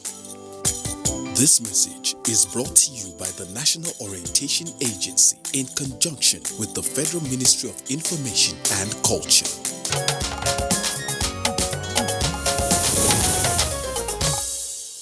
You're welcome back. Well, my colleague Kingsley was talking about the right hand and left hand drive. I also want to inform you that we were using pounds and shillings. pounds, shillings and pence. Until I think 73. You're correct. 1st of January 1973. But you still had pounds and shillings up until about April or so of that year. We were using Naira and Kobo. Naira and Kobo. Yes. And by the way, Kieran, if you were in elementary school at the time, very complex arithmetic that you had to do, pounds, shillings, and pence. You wrote the pounds like that, shillings was S, and then pence was D. The least coin you had then was a farthing, which was called anini. Anini, yeah. Yes, all right. All right, some Nigerians are beginning to respond to this conversation by way of tweets, and we just have to read through some of them to know what they are saying. First of all, we have Cecilia Okorama. She says, Nigeria at 59, it's unfortunate that Nigerian elites have not led by example. If fathers don't teach their children morals, where will anybody expect the child to get it from? That's socialization that he's talking about. Exactly. That's imitation, one generation to the next. And that's part of what Senator Namani was saying. What is the like? We have some explaining to do to the generation coming behind us. Among Babs, in many instances, the elite have been seen to have self-served and only interested in their egocentric motives. All right, Akeju Alabaju says, the only answer to the question of distinguished Senate President Ken Namani is simple. We simply went to sleep. Somebody needs to wake us up to see the sunlight in the day or moonlight in the night. And like one man said, he said, look, to teach Nigeria lesson, let the oil dry up. then we will start using our brains. That's part of what has been said. This one is Olashun Komi, I know, that's the handle. We are lagging behind in growing our country among nations because of so many factors, such as poor leadership, bad governance, corruption, ethnicity, and religious intolerance, saboteurs, and criminal activities and over the years. Omobola Hobab says, Nigeria is not where she ought to be, but she can do much better in all fronts: infrastructure, social security, human capital development, et al., in the right political will and selfless leadership. Now, this is coming from Josh. He says, our political elite are our basic problem and challenge. 59 years of no productive progress. Now, that has to be segregated. Exactly. You have the civil political elite, and then you also have the military elite. The military ruled this country for a number of decades. A couple of decades, I believe, if you did the tally. In fact, about 38 years. Yes. Okay. Now, J. Klein Obareke says, when you have a country where the citizens say the military regime is the best time they have had, or some still craving for colonial rule, that's a huge problem. We elect leaders who don't love the country because you care for what you love. All right, those are the twists that we are taking. I would like us to return to Mr. Joseph Oke in Lagos. Mr. Joseph Oke, look, in talking about the categories of the elite class, my colleague and I, Kirian, were bantering at the start of the program, and of course we identified them just by way of repetition. Political elite is there, you have the bureaucratic elite, you have the business elite, you have the intelligentsia, but essentially, the role of the bureaucratic elite, which is what we refer to basically as the public service. Public service is very critical, almost like a referee. Every other elite group can misbehave, but the bureaucratic elite will say this is doable, this isn't doable. In 1975, some historians will say we saw to the destruction of the bureaucratic class with the random and wanton dismissal and retirement of public officers, which some will say also led to the destruction again of the core values of the civil service from which the country has hardly ever recovered. In your opinion, is that correct? And have we tried as much as possible to regain the bureaucratic elite class of old? In other words, the civil service culture of old that ensured that things were done properly, timeously, and as stated in the books. Very much. I think you have said it all. In 1975, when most of the permanent secretaries were removed, that was the beginning of the problems of Nigeria. Before then, we had distinguished permanent secretaries. I even know that some were called by special names. I won't mention their names here at that time. But after 1975, we had a problem. The powerhouse was broken by a military government. And since then, it has been so difficult to put a good team together. I remember around that time, some senior officers of, I think was NEPA or whatever they were called at the time, were also removed. And that was the beginning again of the problem that we have suffered in the provision of power to different homes. So I think that it is going to take some time, because those people that were dismissed or removed from services at the time were people trained not only during the colonial rule, but trained even after the colonial rule. But unfortunately, when they were removed, and we had a new regime, they had to start all over again. So it is a big problem, and I believe it is going to take some time for us to get back to where we are in terms of the public service or bureaucratic elite of that time. But having said that, I thought that I should respond to a question that was raised, in the sense that there was an example of Toyosi lace or Wanyosi lace and all that. I will equate that with what is happening today, that we read in the papers that the National Assembly have voted a huge sum of money to buy four-wheel drive for every member of the National Assembly. Well, I don't know whether this is done in any other country where they operate this presidential system of government. But we have made it so expensive in our country, and that has been one of our problems and one of the ways that our resources are being siphoned. Thank you.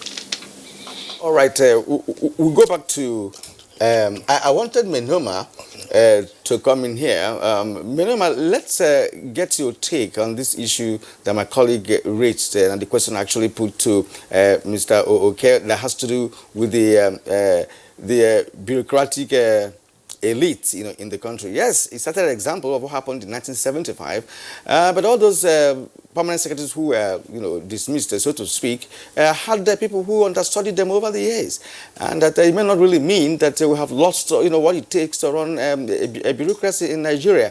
Many people argue that what happened is that the people have, refused to obey the law, to follow what is in the papers, and this culminated into several abuses of different dimensions that led to the kind of bureaucratic arrangements that we have, where things don't move unless you drop something on somebody's table, nothing works. And I recall the former governor of and late Sam Bako of Imo State, may so rest in peace. He said, look, that honestly, after being a governor, he said, look, that it means that the colonial masters left us too early. That we are unable to internalize governance. We're able to internalize the process of administration that can lead to any form of development. So now, in the Nigerian context, what is your take? In the well, if I say bad, you will say is a wrong word. But what is your take on what happened to that elite sect? That's the bureaucratic section of the elite. The elite. Thank you very much. I think we need to be careful not to justify what I would refer as to punishing people for doing a wrong thing because we want stability. You see, I think we should begin from the idea that it is the birth of corruption, actually, that has brought in those kind of things that we're talking about now. In the civil service before then, if people were doing their things correctly the way they ought to do it, definitely nothing is going to make them to be removed the way they were removed. So the fact that there is infringement, it also requires that there should be punishment. I think, but it is true that it has come with it a lot of instability in the sense that anybody that is appointed feels unsecured, that at the end of the day he could be removed any other day. So, and that actually aggravated the rate of corruption, where people were just accumulating in case they are asked to go. And it also brought about the idea of civil servants becoming contractors. They now began to have companies that are their own, and they give themselves the contracts and they execute them. So actually, it is something that has delved significantly to the psyche of this nation. That yes, there was the need to punish, but also there is the need to guarantee those that are doing it correctly, so that people can differentiate between that these are the people that did wrong and they were punished, and these were the people that are doing it correctly and therefore rewarded. I think that is what is missing in the bureaucracy, that it should not be a blanket thing that because some people have done a wrong thing, you just decide that you are going to generate a system where you cannot serve for more than 4 years or you cannot serve for more than 8 years, so that what we require is an entrenched system where those that are doing very well are fully rewarded and those that are doing it corruptly are punished. I think that is what is missing in the system as at now. Professor Menoma, thank you very much. Let's return to Abuja studios. Senator Kenny Namani, what's your take on what happened to the bureaucratic elite in the country 1975 and 1976? Well, I think what we used to have people who described as super pamsects, and their productivity reflected exactly the name they were given. I think that our civil service, despite all the reforms taking place, and it's a very important aspect of governance, if we can get that aspect very correct, and there be some measure of efficiency, there's a need for experience. And experience is not just garnered by the number of years and so on, but those of them that have practiced the act of serving the public, and they did it so well. So many of them distinguished themselves very well.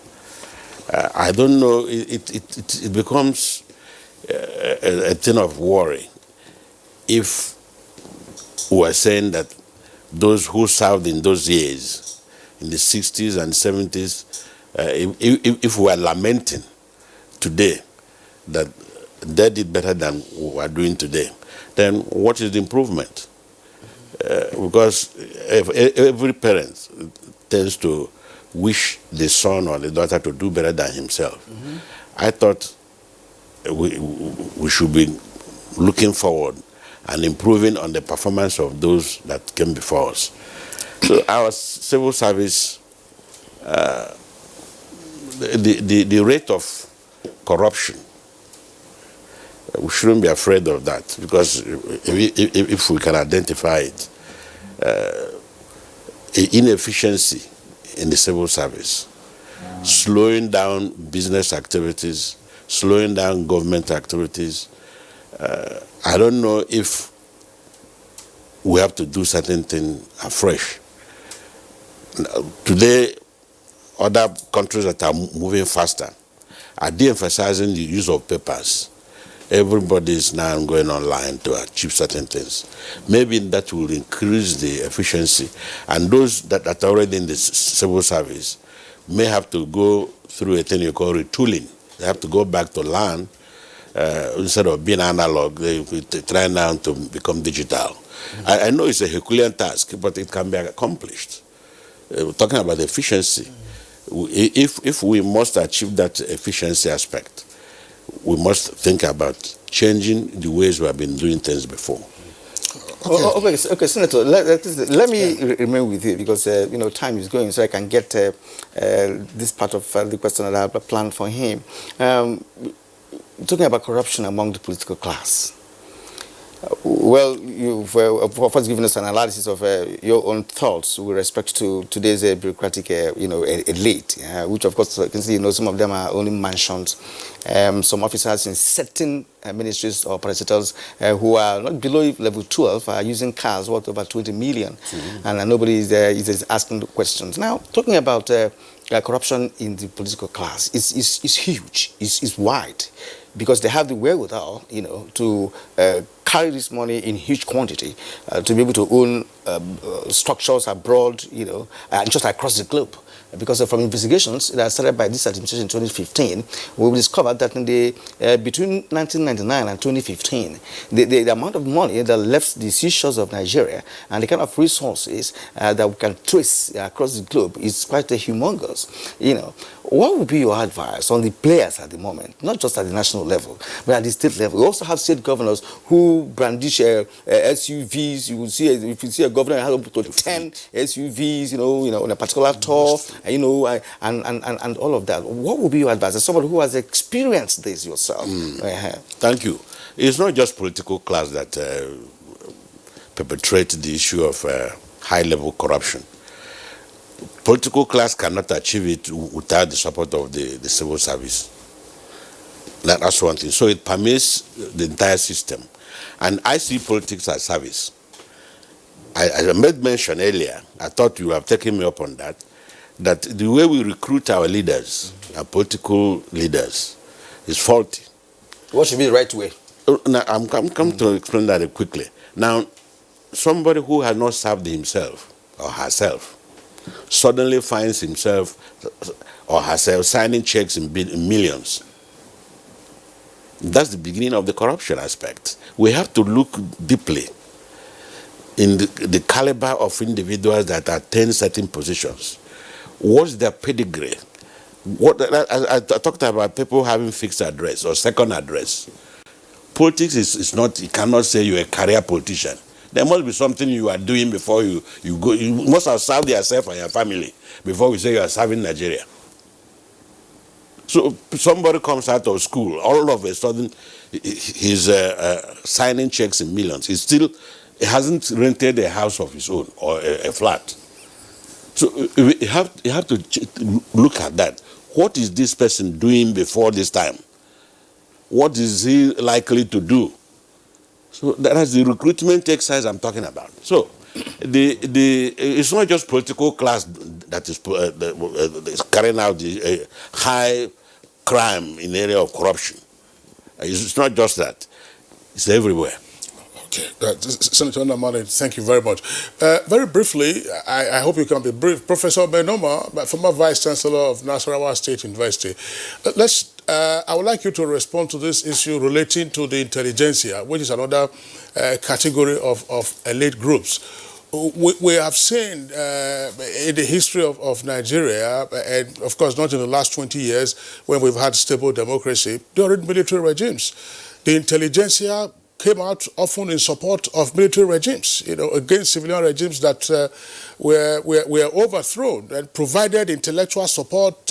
And we saw, of course, what the consequences were with regard to some of those military regimes. But one of the issues that some persons keep talking about is that our intelligentsia, particularly those in the ivory tower, are not helping in solving problems. Too theoretical, and yet we have workaday issues, whether in management or how to solve our own problems. We keep going out in search of solutions. How might the academia be of help in this regard? It is to, again, go back to the basis. Even the curriculum they are operating outdated. They need to understand that there is a need to review completely and overhaul the curriculum so that the kind of products we are bringing out should be the products of actually 21st century, where they will have hands-on the things they do, issues of making sure that they can do the things that they're talking about. Entrepreneurship is core. ICT is mandatory. These are the kind of things that must be inbuilt in the curriculum. Then, as scholars themselves, they should appreciate the fact that the era of terrorism is over. That they should be talking about things that are really practical, that are addressing societal problems. That the kind of researches they conduct now must be such that are really providing solutions to the kind of problems that are facing the nation.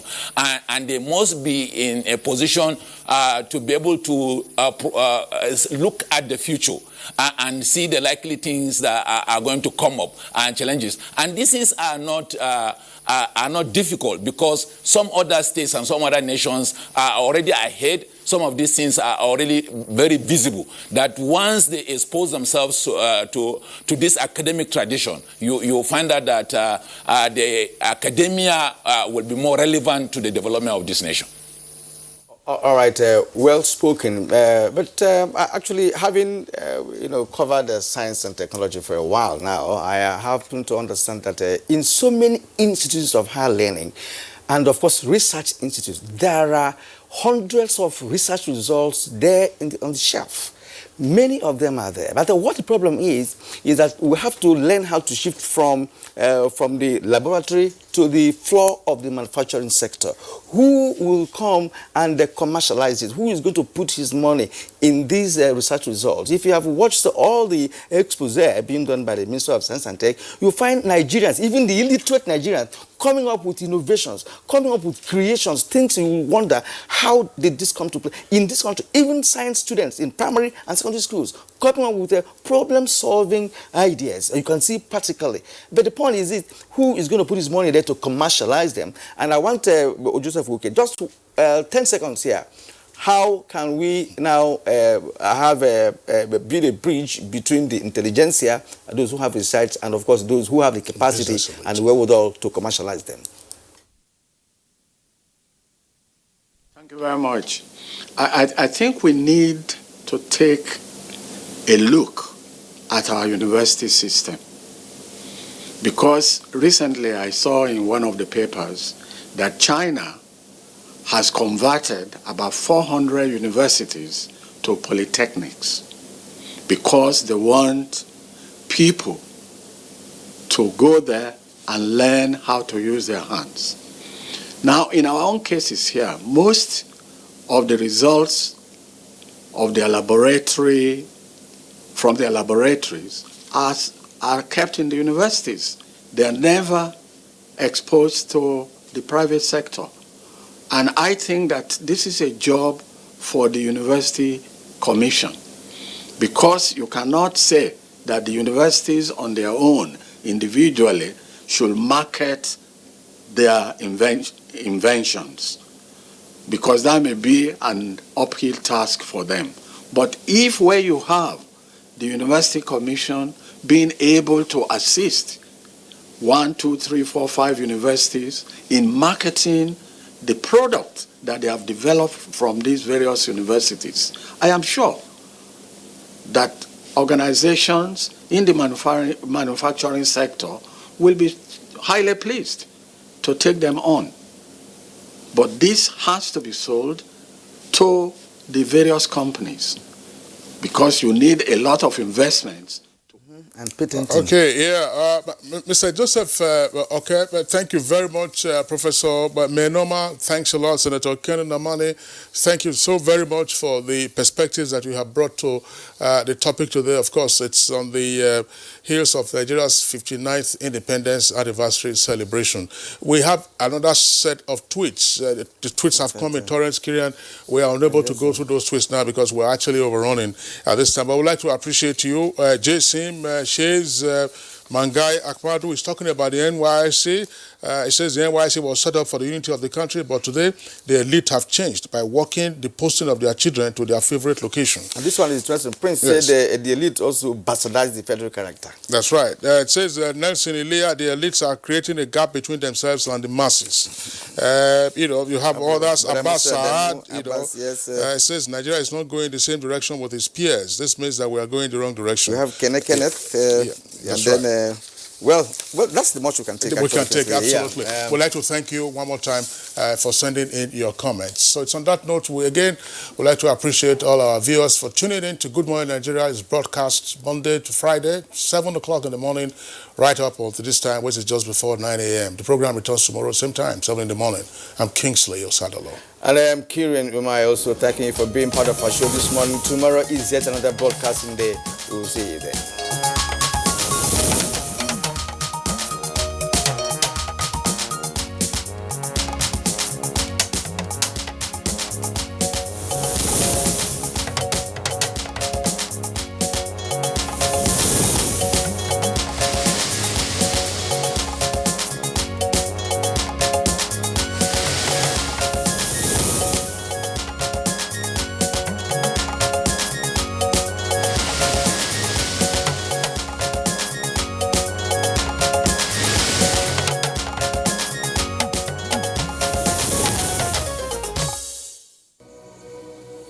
Are you an entrepreneur? Do you have an existing business or great business idea? Then Africa's Young Entrepreneurs Empowerment Nigeria, ION, is a program for you, where thousands of business owners and entrepreneurs will be empowered with business funding, mentorship, specialized skills training, and equipment. To register for the ION 2019 program, visit www.ion.ng. Fill in your personal and business details, check your email frequently, and follow us on all our social media platforms for regular updates. For more information, visit www.ayen.ng or call 070-0044-4444. ION 2019, showcasing and empowering Nigerian entrepreneurs.